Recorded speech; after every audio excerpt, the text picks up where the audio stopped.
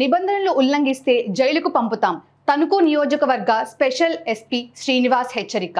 సార్వత్రిక ఎన్నికల కౌంటింగ్ పురస్కరించుకొని శాంతి భద్రతలకు విఘాతం కలిగించేలా ఎవరైనా ప్రవర్తిస్తే వారిపై కఠిన చర్యలు తీసుకుంటాం. తణుకు నియోజకవర్గ స్పెషల్ ఎస్పీ తిరుపతి ఎర్రచందనం task force SP P Srinivas హెచ్చరికలు. తణుకులోని వీకే కన్వెన్షన్ హాల్లో వివిధ రాజకీయ పార్టీలకు చెందిన ప్రతినిధులు, కార్యకర్తలు, కౌంటింగ్ ఏజెంట్లకు అవగాహన.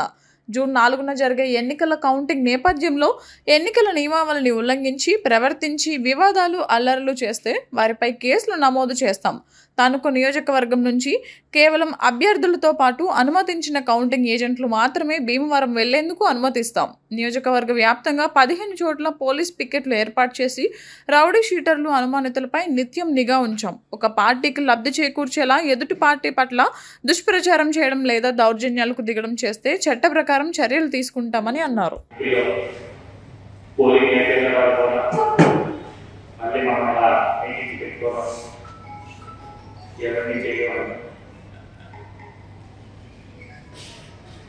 ఈ పరిస్థితులు ఎందుకు వచ్చాయంటే మీకు తెలుసు. సో అందుకని గవర్నమెంట్ అడ్మినిస్ట్రేషన్తో పాటు మీరు కోఆపరేట్ చేసి ఏవైతే సలహాలు, సూచనలు ఇవ్వడం జరిగిందో అవన్నీ కూడా సూచన తప్పకుండా పాటిస్తారని ఆశిస్తాను. స్పెసిఫిక్గా డెమోక్రటిక్ ప్రాసెస్ మెయిన్ ప్రాసెస్ అయిన పోలింగ్ కంప్లీట్ అయ్యింది. ఇంకా దానికి అనుకుంటే కౌంటింగ్ ప్రాసెస్ మాత్రం ఉంది.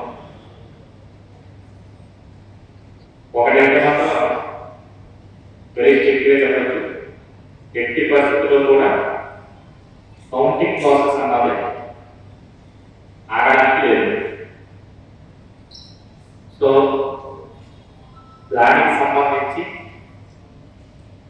ఎటువంటి చర్యలు తీసుకోవాలో అన్ని చర్యలు తీసుకోవడానికి కూడా అడ్మినిస్ట్రేషన్ సన్నద్ధంగా ఉంటుంది. దానిలో భాగంగా ఇవన్నీ కూడా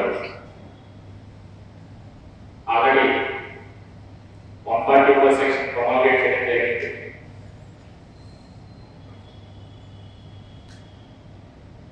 ఈ ప్రాసెస్ 2 డైరెక్షన్స్ మనం చూసుకోవచ్చు. ఒకటి, ఎవరైతే ఆ రోజు కౌంటింగ్ లో పార్టిసిపేట్ చేయబోతున్న ఏజెన్సీ వాళ్ళతో పోలైతే మిగతా పార్టీ కార్యకర్తలు సానుభూతి పొందుతూ ఇంకొకరు ఏజెన్సీ వరకు వచ్చేటప్పటికి మీరు ఆల్రెడీ ఆలోచిస్తారు ఏజెంట్ పాస్ తీసుకుంటుంటారు. మీరంతా కూడా as early as possible 4th morning 6-6:30 కల్లా కూడా విష్ణు కాలేజ్ సెంటర్ దగ్గరికి రీచ్ అవ్వాలి. ఇక్కడ సర్టెన్ పాయింట్ వరకు మీ వెహికల్స్ ని అలౌ చేస్తారు. అక్కడి నుంచి గవర్నమెంట్ బస్సెస్ ద్వారా కాలేజ్ మెయిన్ ఎంట్రన్స్ వరకు తీసుకెళ్ళడం జరుగుతుంది. అక్కడ తీసుకెళ్ళిన తర్వాత మళ్ళీ తణుకు అసెంబ్లీ కాన్స్టిట్యున్సీ వరకు మిమ్మల్ని వేరే సివిల్ సర్వీస్ తీసుకుని కౌంటింగ్ హాల్లోకి మిమ్మల్ని పంపించడం జరుగుతుంది. మీరు ఉంటే అన్నెసరీ థింగ్స్ ఏవి కూడా మీరు క్యారీ చేయండి. వీలైతే మీ మొబైల్స్ కూడా మీ వెహికల్స్లో పెట్టుకోవడం ఏదో చేసుకుంటే సేఫ్గా ఉంటుంది. ఎందుకంటే ఎట్టి పరిస్థితుల్లో కౌంటింగ్ హాల్లోకి మీ మొబైల్ ఫోన్స్ కానీ ఎలక్ట్రానిక్ డివైసెస్ కానీ ఇటువంటి ఏది కూడా అలౌ చేయడం జరగదు. ఎందుకు అంటే కౌంటింగ్ ప్రాసెస్ పిక్చరైజ్ చేసే అవకాశం ఎవరికీ లేదు. ఓన్లీ అడ్మినిస్ట్రేషన్ వాళ్ళే ఫొటోస్ తీసి మీడియాలో సర్క్యులేట్ చేస్తారు. కాబట్టి మీరెవరు కూడా దాని ఫోటో తీయడం కానీ అక్కడ చేయడం కానీ అవకాశం లేకపోవడం కోసం మీ యొక్క ఫోన్స్ కానీ ఒకవేళ ఏమైనా ఎలక్ట్రానిక్ గైడెన్స్ క్యారీ చేస్తే వాటిని టీచ్ చేయడం జరుగుతుంది. ఫోన్స్కి అయితే వచ్చేటప్పటికి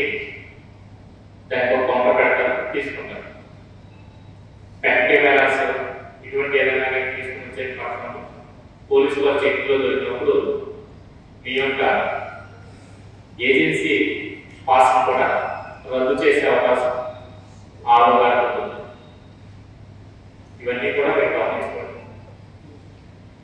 ఆ సమయంలో మీ యొక్క ఏజెన్సీ పాస్ రద్దు సమయానికి మీకు ఏజెన్సీ లేకపోయినా కూడా ఆరుగా ఇది అవ్వదు. ఇంకా